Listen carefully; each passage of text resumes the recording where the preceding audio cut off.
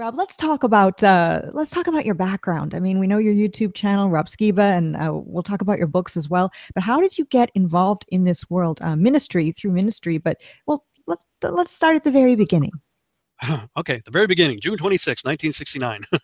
That's when I was born. And less than a month later, and nobody believes me when I say this, but I've been able to describe the room accurately in quite a bit of detail. I remember less than a month later, after I was born, I remember sitting on my mom's lap watching the television of man allegedly walking on the moon. And Dad was taking pictures of it. I have the photo album of my dad's photos that he took of the television set, of Neil Armstrong and whatnot, supposedly walking on the moon and stuff like that. So from a very, very young age, I was sort of marked in that regard. I mean, I always had an obsession with space and wanting to be an astronaut. That was my life ambition, and it only intensified in 1977 when I saw Star Wars. I mean, my 7-year-old mind was blown when I saw that movie 13 times in the theater the first year it came out, and God knows how many times after that. Loved the movie, and I made a declaration. By the time when I was 8 years old, I said I will either be an astronaut, a filmmaker, a movie star, or dead by the time I'm 30. And I didn't have a death wish or anything like that. It's just as an 8-year-old, 30 is like this, ancient, you're real old. So my thinking was, if I hadn't achieved one of those things by the time I was 30, it would have had to have been because I was dead. So I got busy right away. I mean, I did well in school. I got a telescope at a young age and was always out in my front yard.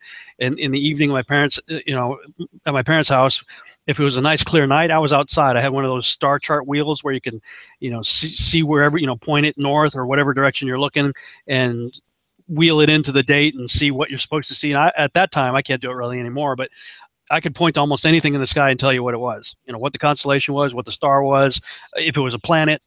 Looking at the moon. I mean, I love that stuff. But I remember going to the Springfield Planetarium. I lived in Massachusetts, and they had a big telescope there, and I would ask them. I said, put it on the Sea of Tranquility. I want to see the lunar lander, and the doom buggies and all that stuff, and at the other sites and whatnot. And they would never do it. They would always tell me, well, it's not powerful enough. We can't see it and blah, blah, blah. And then later on, as Hubble came out and all these other things, they could read a dime from outer space, supposedly. I'm like, okay, somebody point the thing at the moon. I want to see this, and it seemed like nobody would ever do it. So I became very suspicious of the space program early on in my early 30s, I should say, after I didn't become an astronaut. and didn't die. Didn't die. I did become a filmmaker. I was at that time doing a lot of corporate video, and then later ended up becoming a missionary and traveled to over a dozen countries doing videos that help them to create awareness for what they do and help them raise support. So on the filmmaking side, I haven't made a motion picture or a television series yet, but I've done a ton of documentary videos and stuff like that. But as I was doing a lot of these documentaries, becoming more and more of a researcher to do these documentaries, I started questioning things. And in 2006, while I was actually on a plane ride as a missionary to Kazakhstan, the people behind me were talking about 9/11 being an inside job. Now, at that time, was very much still in the camp that I believe that, box cutter toting terrorists, the official story. I very much believe the official story. And for the whole flight, it was like 14 hours, I'm listening to these guys behind me, and I'm furious. I am like just so mad because I was in the Army for 8 years. And one of the reasons I joined the Army because I wanted to fly helicopters. I became a helicopter pilot because I had heard that the astronauts had to learn helicopters to fly the lunar landers. So I figured I'd fly helicopters and then transition into the Air Force. Once I got that down, fly jets, then put my application in for NASA.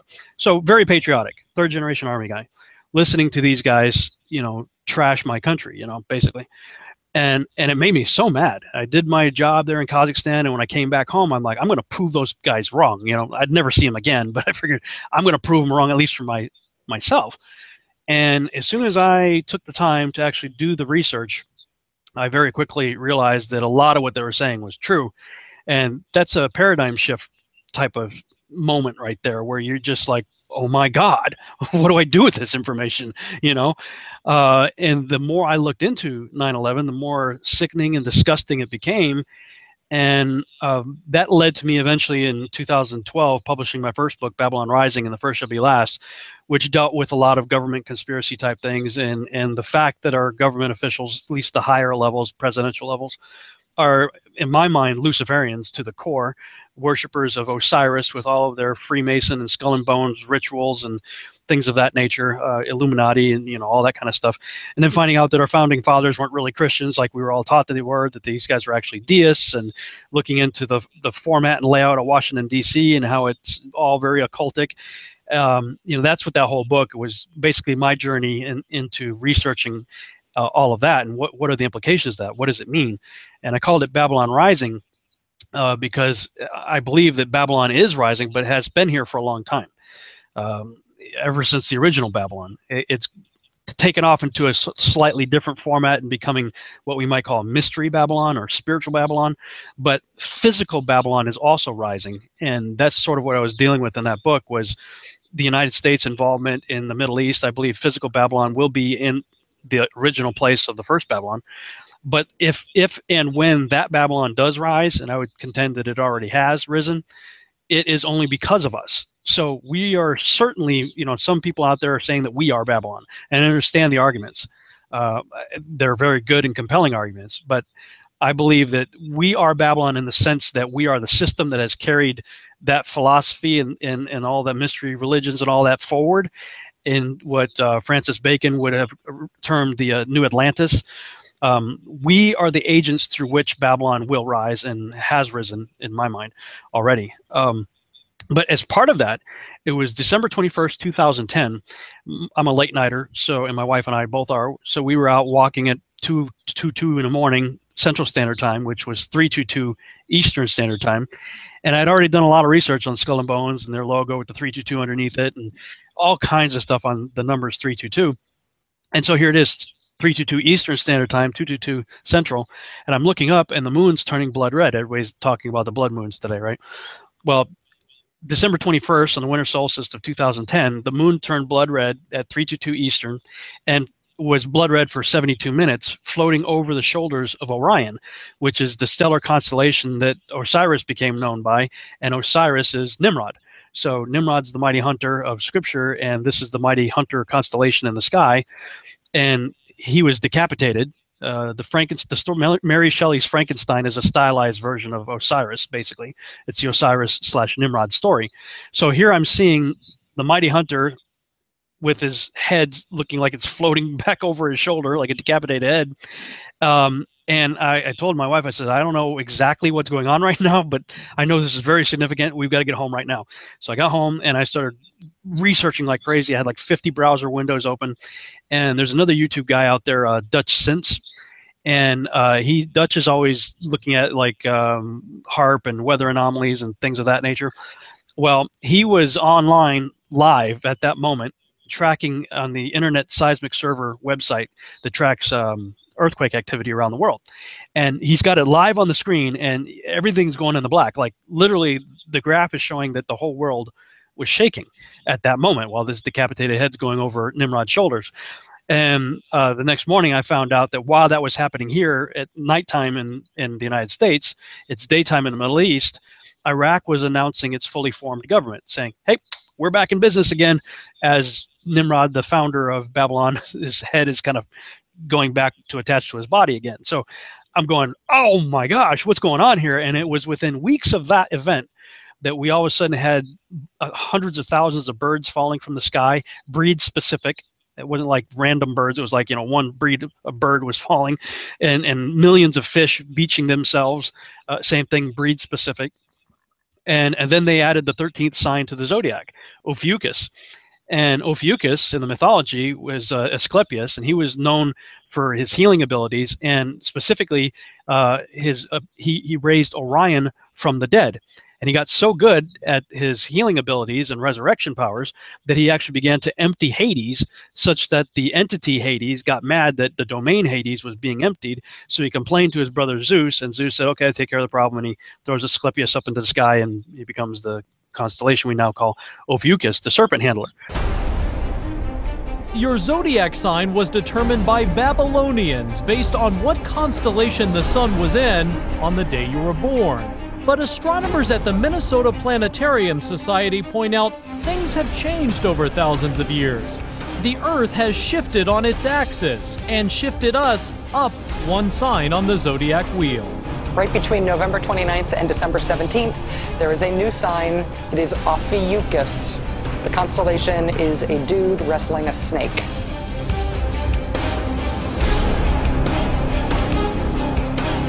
Birds, fish, and all kinds of creatures just dropping dead.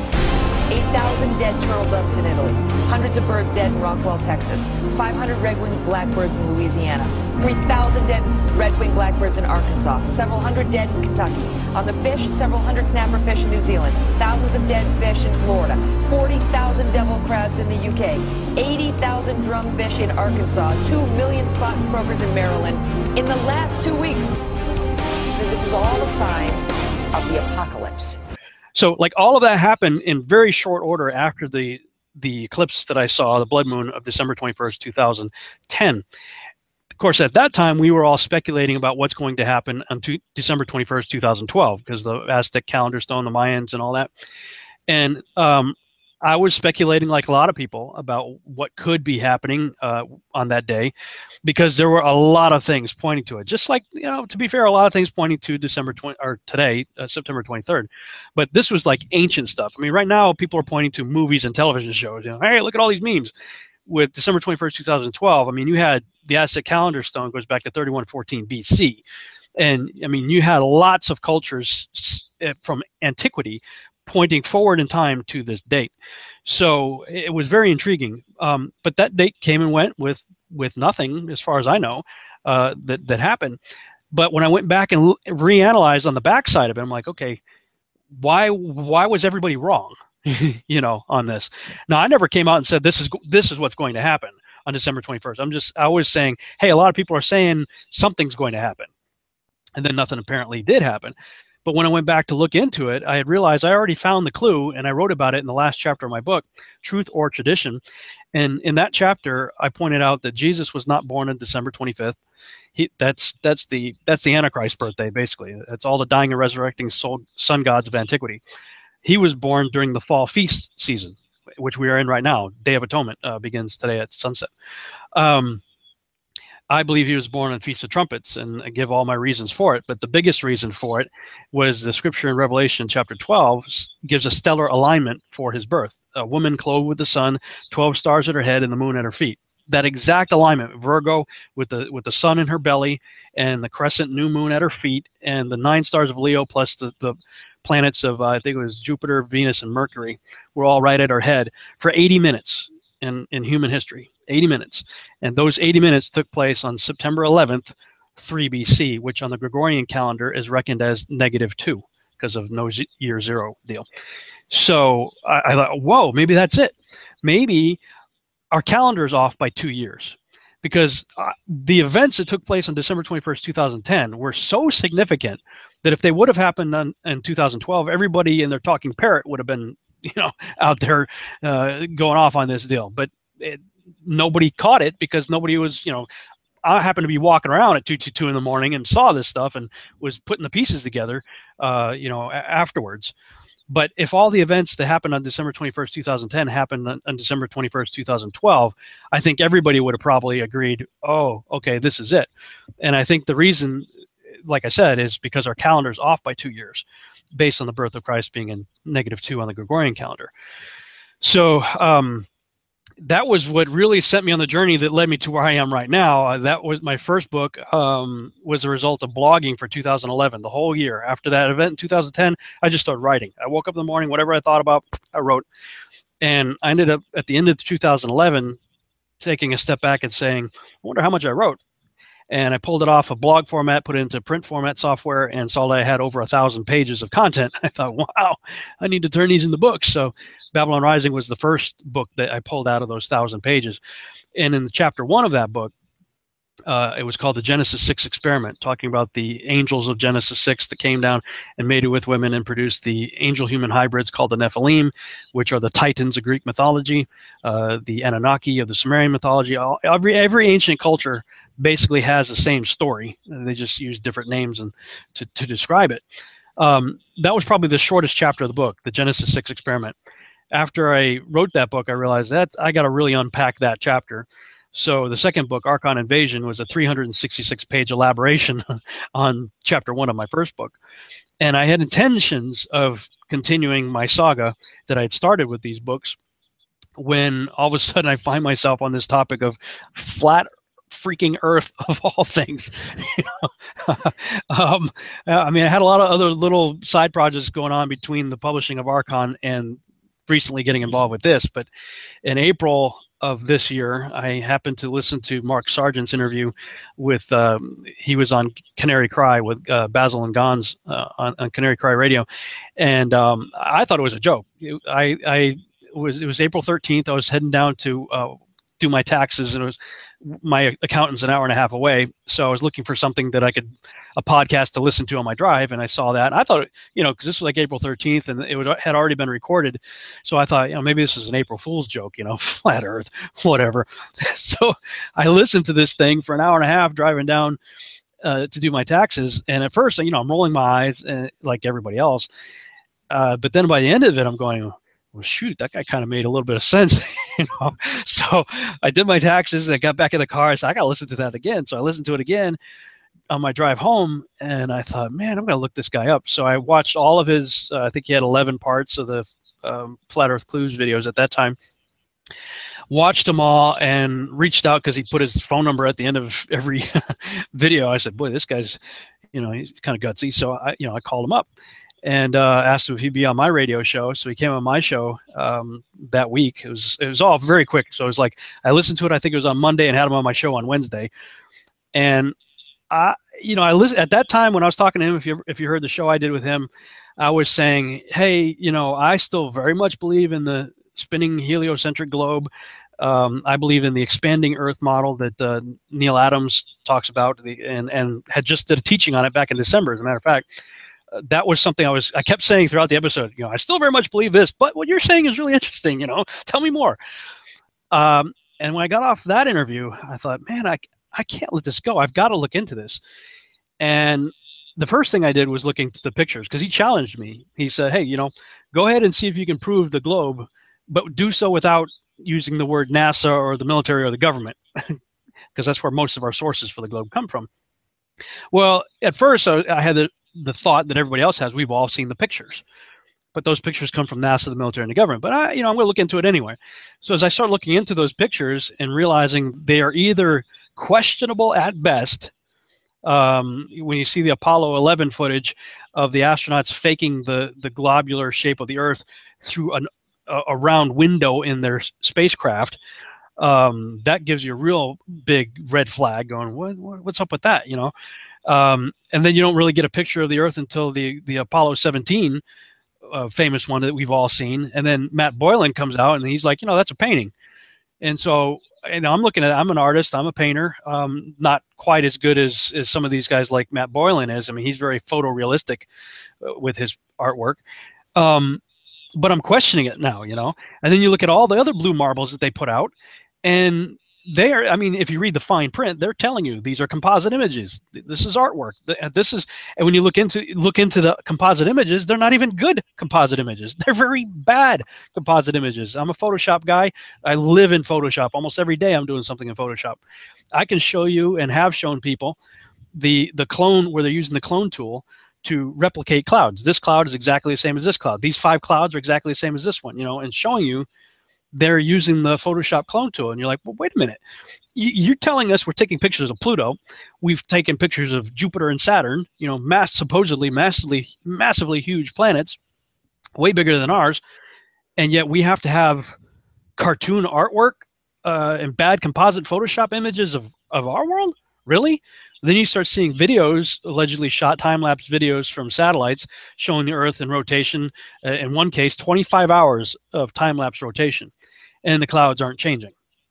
You're like, and some people say, well, they really are. You just got to get a higher resolution. And I've looked at the higher resolution one, which I question because I don't even think they had that ability in 1990. So it looks like somebody just redid it. But even still, the amount of movement that you were seeing is negligible. For 25 hours, I mean, set a camera up outside for an hour and then speed it up on your computer and see how much cloud movement you get. So I began to question all of it. And that was the first thing I did. The second thing I did, I'm a Bible-believing Christian, so the first thing I should have done would have been to consult the scriptures. It was actually the second thing I did. When I did that, though, I was done, because at this point, you cannot get, and I tried, you cannot get a spinning heliocentric globe out of the scriptures. You get the exact opposite. You get a circular, fixed, stationary world set on pillars under a dome within which the sun, moon, and stars were placed on day 4. And I've taught creation science type stuff for years. I used to teach. It was sort of my own spin-off version of Kent Hovind's material, combined with a little bit from Henry Morris and Carl Baugh and some of these other big guys in the creation world. And we always had this model.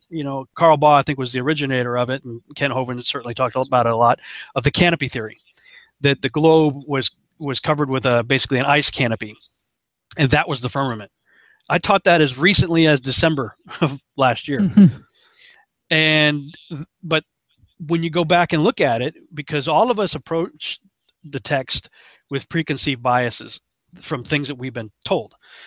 And when I decided, okay, I'm going to look into the scriptures, but do so with the mentality that I have never heard about a globe. I've never heard anything about the earth as a ball.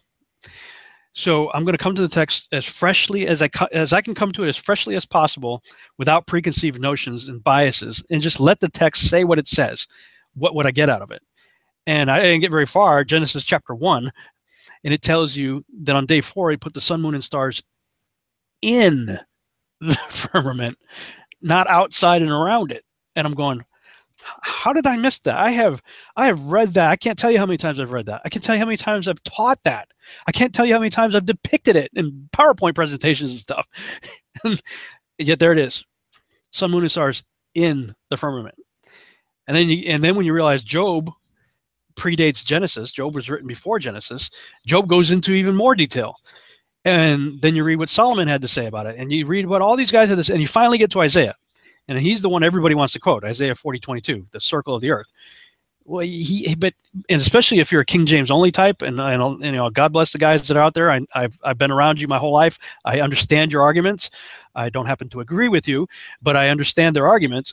But if you're a King James only guy, welcome to the Flat Earth Society, because man, you can't get around it. And Isaiah is the only guy that used the word ball.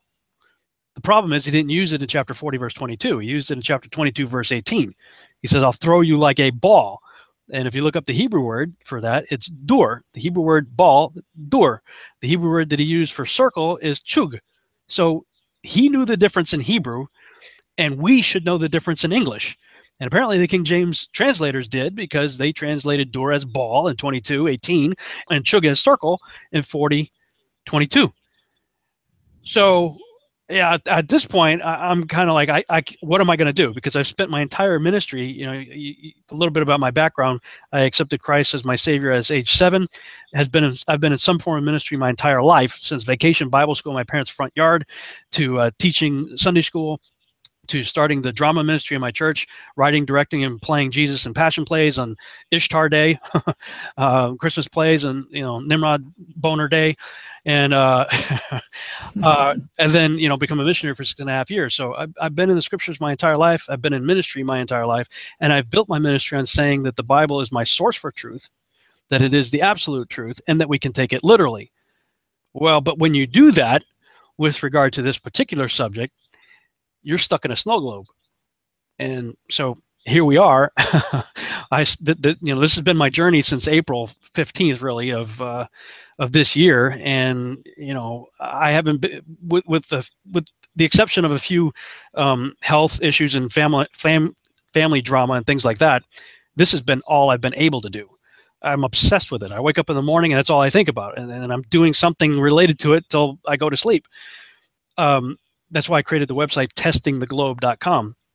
And people ask me, well, are you a flat earther? And I keep saying, well, no, right now I'm still a questioning globalist, but I don't even think I can say that anymore. I don't think I can even say I'm a questioning globalist anymore, because I had somebody said, well, why do you still believe in the globe? I said, well, because I haven't seen that one foolproof, indisputable piece of evidence for the flat earth. Textually, yes, it's there, no, unquestionably.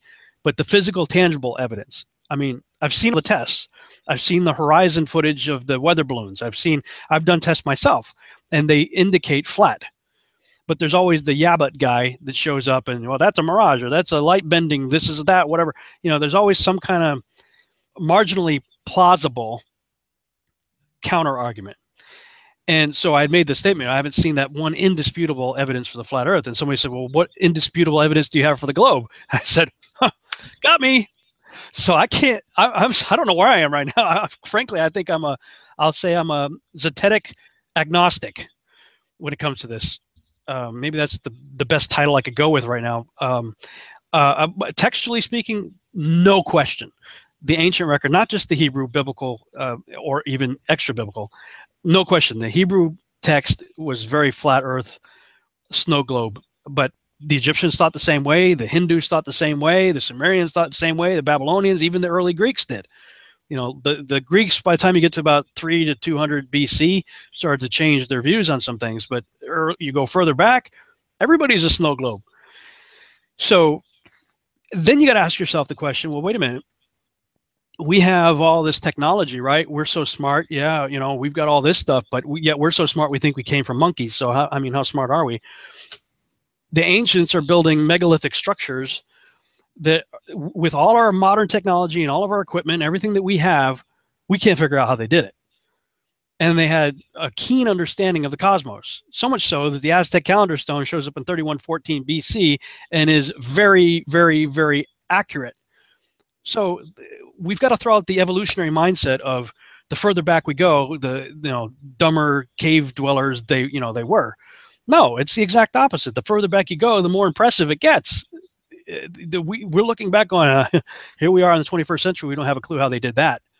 And yet the same guys who did all those things that we today can't figure out how they did all that while thinking that we were in a snow globe. So at this point, I don't know. I have to keep searching. And, maybe that's the point. Yeah.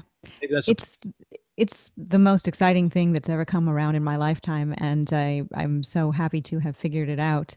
I kind of watched Mark Sargent's Flat Earth Clues, and the Something Funny Happened on the Way to the Moon, kind of throwing NASA aside first, and the Apollo missions. And since then, I've been, like you were saying, obsessed. It's all I think about and all I do. It took me a while to digest it all before I started speaking out about it, quite a while, in fact. But I did do lots of research, and I watch and listen to so many videos per day. It's scary. I eat, breathe, sleep, and even dream. Even last night, my very first flat Earth dream. This whole subject. It's exciting and it's inescapable, and it affects almost every aspect of our life. You hear a story about, like, asteroids, like we were talking about before, and you can say to yourself, well, that really can't happen, so I don't need to really worry about it unless they fake one. So at least that's my perspective on it.